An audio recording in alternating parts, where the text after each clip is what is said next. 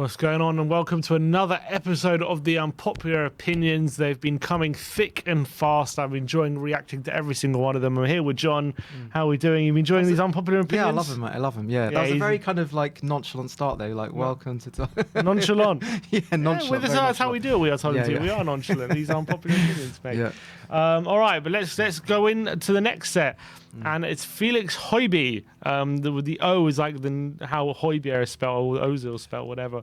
It says Tanganga, Reguilon and Skip are slightly overrated. Not saying they shouldn't play, but they are not world beaters like some fans will tell you. Who says they're world? Yeah, no one says they're world. No one beaters. says they're world Apart beaters. From you do get those kind of very fickle fans where if someone has a good game, they'll say, I think they're the best player in the Premier League. Yeah, you know, like Sanchez had a couple of games. one of the best in the league. You had some unpopular. There was an unpopular opinion saying he was world class. Yeah, you do get those fickle fans, and then those same fans will probably say get rid like the next game when he puts in a bad performance. Are they overrated, Tanganga, Reguilon and Skip?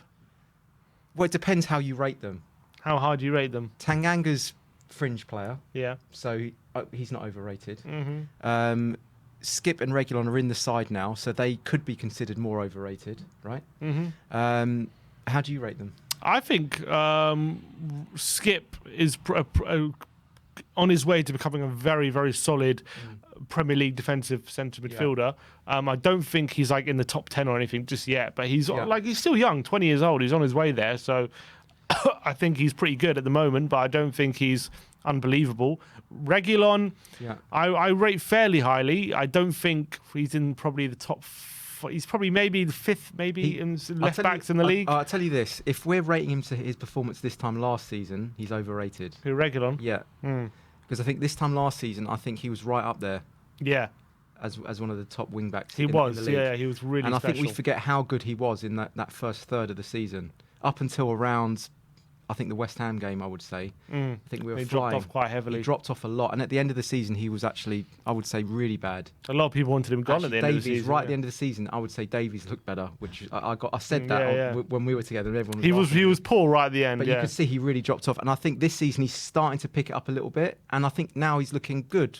Yeah, but I reckon in the Conte system he'll shine. I reckon he'll shine. Yeah. So if we're kind of judging it on what we know he is, then in the past, I think he is a little bit overrated now. But in terms of his overall trajectory, under Conte, the way forward, I think he's still kind of trying to get it back, isn't he? He's still got time on his side. He's got time to prove it.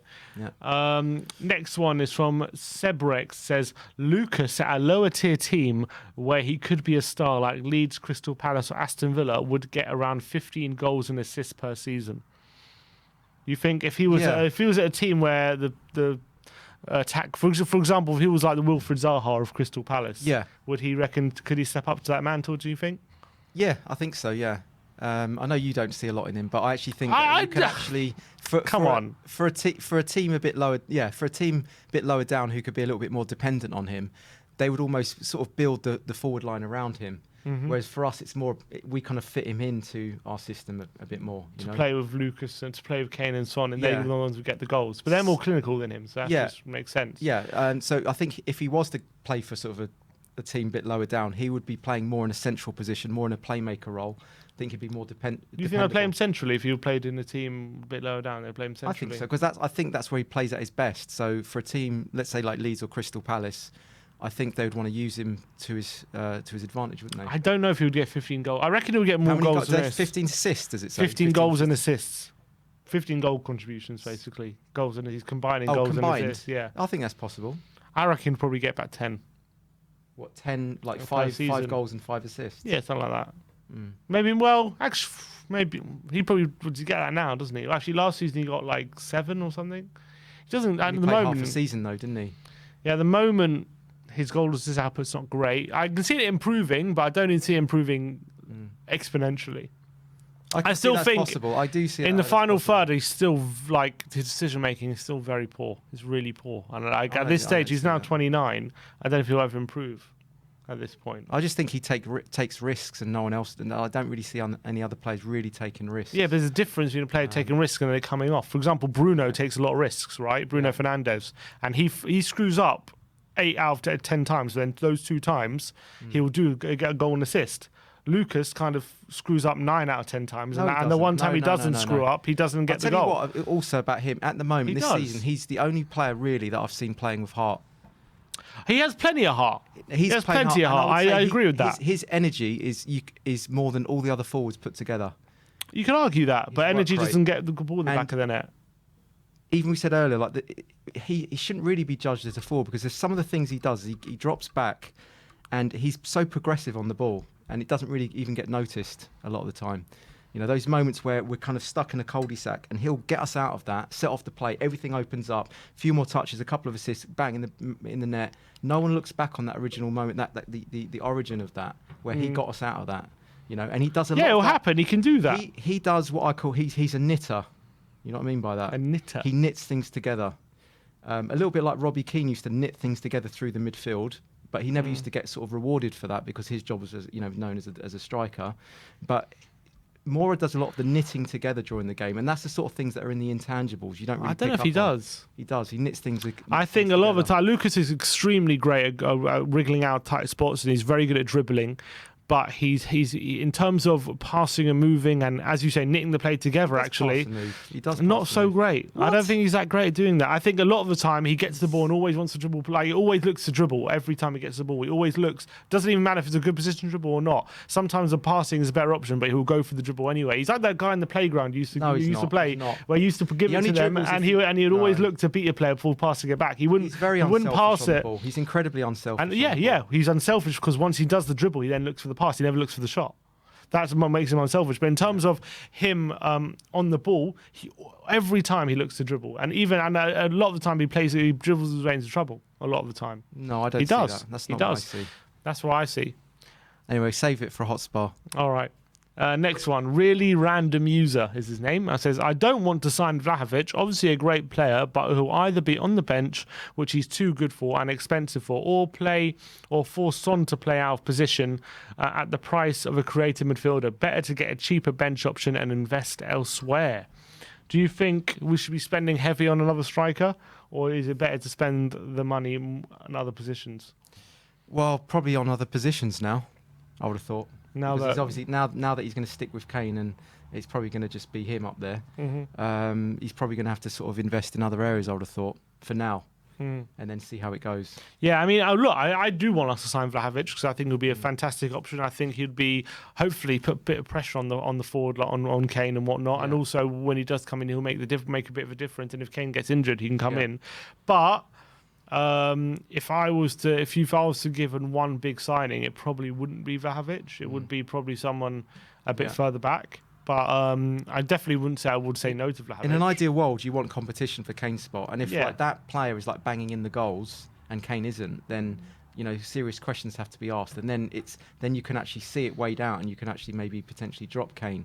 But as it is, it's sort of, he's sort of in there, and he's sort of a bit He's kind of shielded a little bit, isn't he? Who, Kane? Yeah. Yeah, but there's also because lack of options. It's exactly. The reason. Yeah. So in an ideal world, you would want to have competition. Of course, I think you always want competition. Serious competition. I don't just mean like a Janssen or a Llorente or a who was the other one last season? Vinicius. Yeah. I think we need serious competition. Yeah, that's what all the best clubs. Well, you say that Liverpool don't really put any competition on Salah or Mane, do they? But. I guess City have fierce competition all over the pitch, don't they? There's no one player you'll say he's definitely better than the other one, except for maybe like De Bruyne. Yeah, and think about the Harry Redknapp era. How many strikers did we have? We had Defoe, Crouch, Pavlyuchenko, Keane as well. Yeah, a lot. A few others as well. Mido. Good Johnson. Yeah. All right. Tom says Winks is a quality midfielder, keeps possession, makes vertical passes, has a great knowledge of the game. He's just not meant to be a CDM. He has a great knowledge of the game. Go on, Sim. This is yours. I think keeps possession, makes vertical passes, both true. Knowledge of the game, I can't. Vertical? Vertical passes. What's that? What's a vertical pass? Like forward. No. Yeah, vertical passes. Has a great knowledge of the game. I can't comment on that. I don't know if he does. He's not meant to be a CDM. I agree with that. He's not meant to be a CDM. Winks is a quality player. Would I agree with that? I would say he could be a good player. I think right now he's a very average player. I think when he's full of confidence and he's playing well, he can be a good player. I don't know about quality player. Yeah, I've always said, even when we did our prediction about him, I even said, don't get rid of him. He's good enough to be a fringe player. That was my argument with him. He doesn't progress the ball well enough unless the opposition are camped out in their own half and he's not pressurised on the ball. He can almost be the metronome, I think, and he can actually tempo set a little Dictate bit. a bit. But if we're on the back foot, I don't think he's strong enough. He's not combative enough, and I do think he doesn't play enough vertical passes. He doesn't play enough forward passes, progressive passes in those positions. He does opt on the side of caution, and whilst that's great for his stats, it's not good for the progression of the team, and actually it can get you in trouble and actually can set you on the back foot a little bit as well. That's the thing. I think when Winks is not confident and when he's playing within himself, he always seems scared to play those forward passes. Yeah. But when he's confident, he does a little dribble, he gets in front of the player and can drive forward a bit and then get the forward passes off. But at the moment, he has been playing with confidence and so on. I like. Do you know what? When he dribbles, I think he gets himself out of trouble, and he can get us on the front foot quite quickly. I remember against Man City, I think last season he dribbled and he got the guy sent off. Yeah.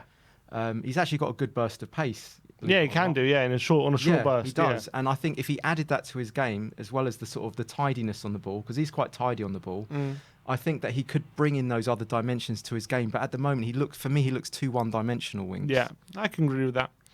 Our next one is on. Oh, that's it. Last one. All right, John.